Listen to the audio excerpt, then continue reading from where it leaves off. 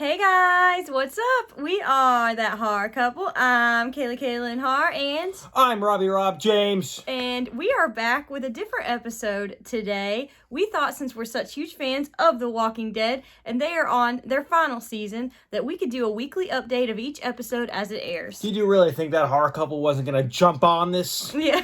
We all over it. It's going to be good, man. I mean, people in hell want Slurpees. We want some Walking Dead Season 11. And let me tell you, that was a hell of a premiere. Yes, we love the hell of a premiere. And we're here to talk about it today. Boom! That horror couple. Oh, yeah. That horror couple. It's us. That horror couple. That horror couple. And they talk about horror. Like and subscribe. So our episode opens up at an underground military base. We have the women being lowered down in there trying to get some of that food, like the dry, processed food, I guess. I don't know what that food's called. Well, I just thought visually this scene was awesome because the military base, it was all soldiers that they all died and they all are unconscious, but they're about to turn into walkers. Mm-hmm. So of course, the minute they get disturbed, they're coming to life and they're going to attack. So we're dealing now, the crew's dealing with the aftermath of what the Whisperers, the whole Whisperer War. Yes. Mm-hmm. And we find out that Alexandria, they have no food. Yes. Mm-hmm. So basically they're food shopping, apocalypse style. Yes. And the men are actually lowering the women. Yeah, because they weigh less. They're lowering them into this into this bunker thing. Yeah, into this bunker thing. But that's the thing. All the corpses and of all the walkers are around them. So they're they're literally walking on eggshells. Like shit. Hope no. They don't get disturbed. They don't get disturbed. Mm-hmm. Unfortunately, Daryl had a cut. Yes, and the blood drips down and hits one of the lurkers, as they call them, right in the face. And that was intense, too, because yeah. the way they had Daryl's bloody arm drip, I was like, oh, shit. Yes. Disturb one of the walkers, and that's all it took, One walker gets disturbed. They're all up. And that's when we were at a war, dude. Yes. And they were totally outnumbered, but, everybody was just fighting back, kicking ass, bow and arrow style. We got, knives thrown. There was some gunfire. Yes. It was very, very, very intense. It's like a very nail-biting, scene. It had you on the edge of your seat. I hope they make it out. I would say, as far as, premieres go, this is probably, one of my favorites.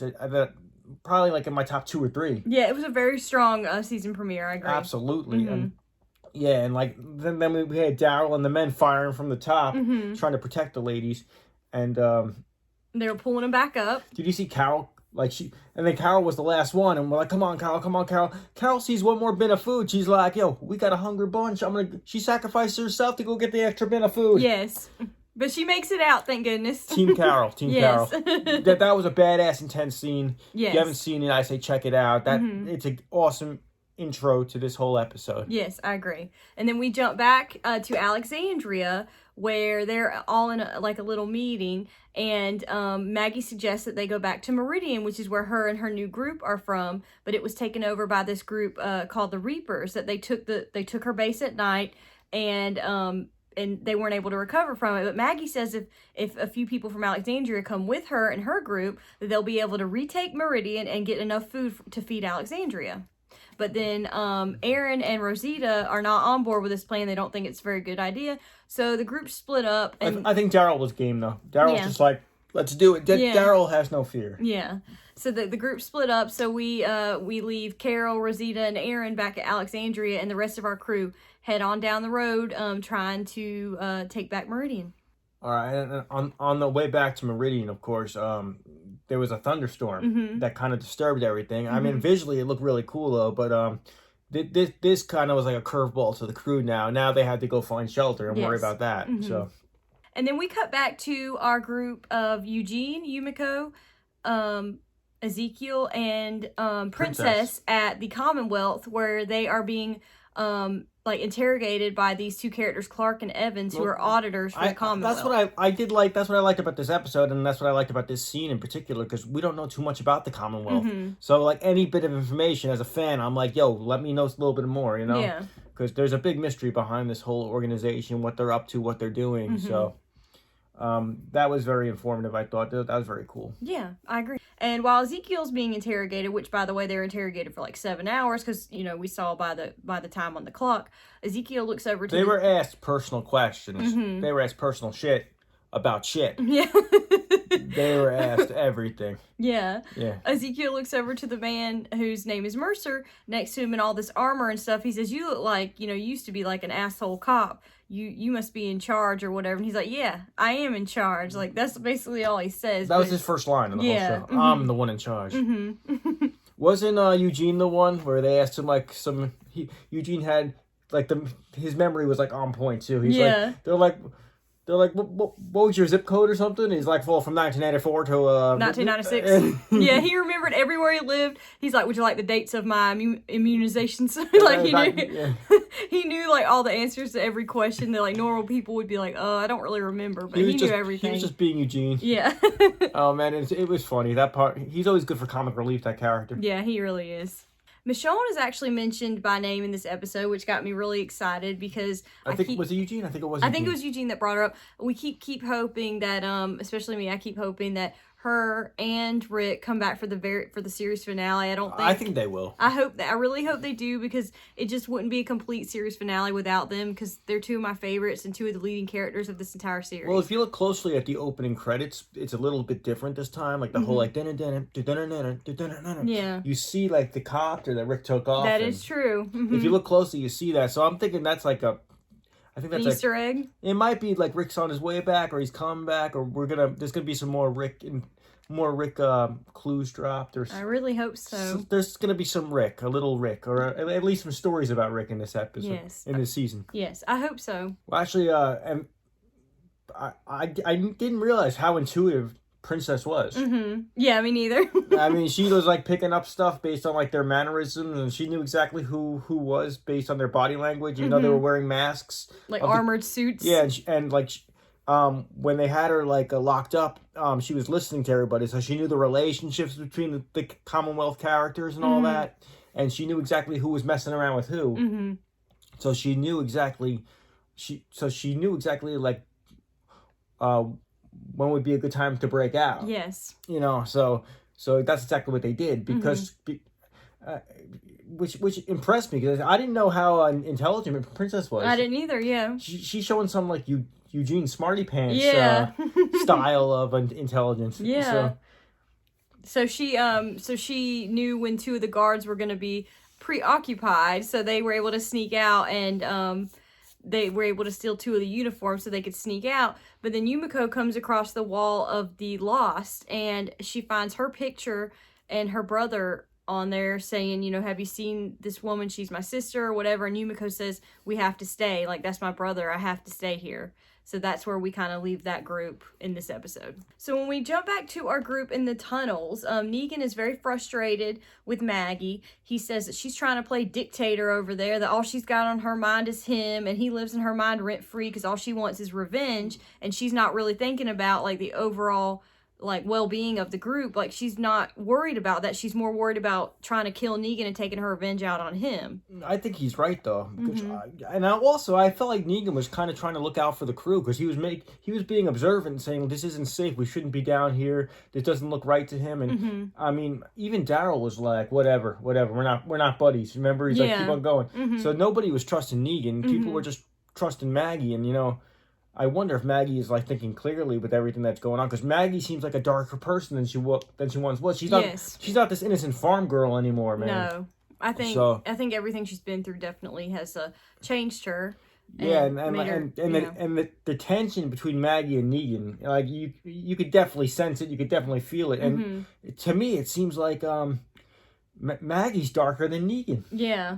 Yeah. I just feel like she's like, I don't know, she just seems like more like rough, more rough than Negan at this point to me. Yeah. So, like there's a point in the episode where one of the younger kids, I think his name was Gage, he gets he's like, they're trying to like stick the weapons in the walkers' heads, and they missed one like through the tunnel, and this big like really fat like sumo looking wrestler walker like grabs the kid, and Negan saves him. And like that's the point where he gets like angry, saying, you're trying to play dictator, like you're not looking out for the well-being of everyone.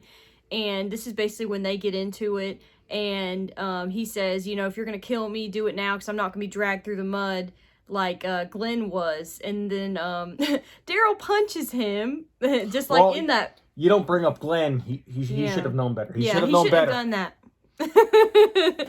I love Glenn. He's my favorite character, so that was really hard. But anyway, so Maggie points her gun at him and basically says, you know, yeah, I do want to kill you, blah, blah, blah. So no, but she explains, we're here because the kids are starving. We're here because we need food. Mm-hmm. But Negan explained we're walking into basically a death trap. Yes. Because there was like all these body bags laying around. It was very strange. The look of that tunnel was very creepy. It was very like walkers like in Ziploc body bags. Yeah. It was very weird. Yes. So our group ends up getting cornered by a bunch of walkers, and they come upon like a train car, and the group starts to climb on top of the train car to get to safety. But then Dog runs off on Daryl. That dog was misbehaving the entire damn episode. Yeah. So then Daryl runs off after Dog, telling Maggie, you know, I'll catch up with you guys or whatever. And then Maggie's the last one to try to climb on top of the train car.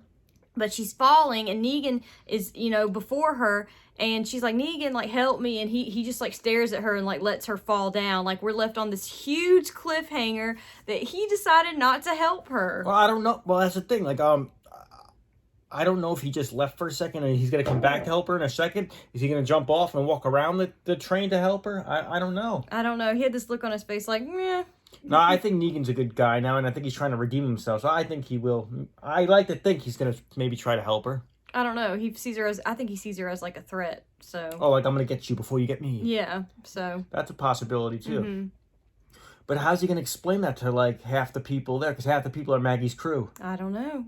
I guess we're going to have to find out. We don't know. We don't know. But that's how the episode ends, and it was an amazing final season premiere. I love how Daryl keeps looking for he doesn't let the dog go either. I know, that would have been me. I'd been like, come back. I was sad when the tiger died. Oh my god, me too. If the puppy, anything after that puppy, I'm gonna be pissed. Yeah, I'm being really upset, but you know, you never know with this show. Daryl has a good heart. He does. Mm-hmm. It's like when that dog runs off. It's like that music plays from like the Help the Animal Fund. Oh no! It's like in the arms of an angel. I hate that commercial.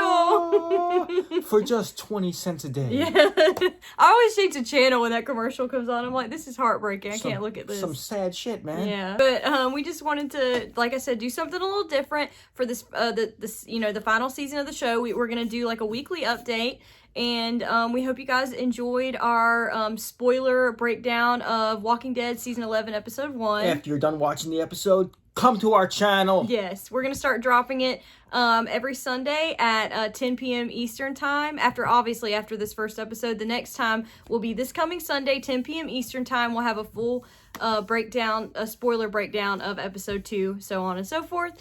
If you watched this episode of The Walking Dead, enjoyed what you saw, please comment down below, hit the bell, subscribe to our channel, and overall, I thought it was a great premiere. Yeah, me too. I thought it was awesome. I think season 11 is gonna rock. Yes. I mean, it was everything I could have wanted. We saw the aftermath of the Whisperer War. We saw what state that everybody was left in after the battle, and the damage that was done. And we're seeing the tension between Negan and Maggie. Yes, it's gonna be a great that we storyline. never got to see because Maggie was never around Negan really. Yeah. So I mean, it is like it's everything. I think the storyline's got a lot of potential. I think it has a lot of places to go, and I really enjoyed this whole setup. I thought it was, like I said before, one of my favorite premieres. I think of the whole history of the show. This is probably, they had a lot of good premieres like over the last 10 years. I think this is in my top 2 or 3. I agree. So once again, I'm Kayla Har, and I'm Rob James, and watch out for the dead and the living. We'll see you guys next time. Of each episode as it airs. Did you really think that horror couple wasn't gonna jump on this? Yeah. We all over it. You know, people in hell want Slurpees, we want some Walking Dead season 11, and let me tell you, that was a hell of a premiere. Yes, we love the Hell of a premiere.